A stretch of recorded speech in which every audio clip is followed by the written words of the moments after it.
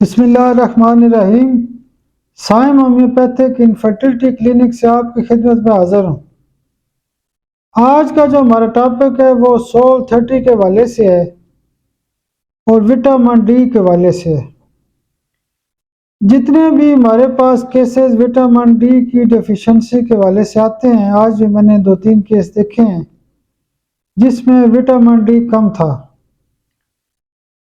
چونکہ لوگ شہروں میں رہتے ہیں اور شہروں کے اندر بڑی بڑی بلڈنگیں ہوتی ہیں، دھوپ روشنی صحیح طرح نہیں لگتی، تو قدرتی طور پہ جو سورج کی روشنی کی وجہ سے جو وٹامن ڈی بننے کا عمل ہوتا ہے وہ متاثر ہوتا ہے اور وٹامن ڈی کم ہونا شروع ہوتا ہے۔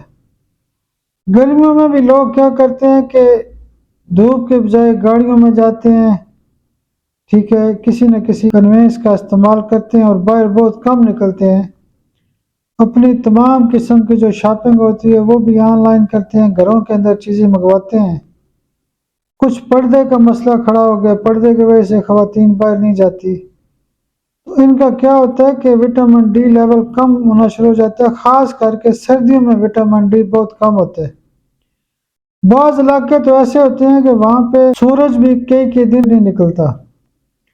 تو جب بھی ہمارے پاس وٹامن ڈی کی ڈیفیشنسی کے حوالے سے کیسز آتے ہیں تو ہم نے جب بھی کوئی کیس سٹارٹ کرنے ہے کہ باقی دوائیاں دینے سے پہلے سول30 کے ایک ڈوز دیں، تو آپ جو بھی خوراک لے رہے ہوتے ہیں اس کے اندر جو باڈی کے اندر جو وٹامن ڈی بننے کا عمل ہوتا ہے یا سورج کی روشنی کی کمی کی وجہ سے جو وٹامن ڈی کم ہوتا ہے تو وہ وٹامن ڈی بہترین طریقے سے ٹھیک کیا جا سکتا ہے۔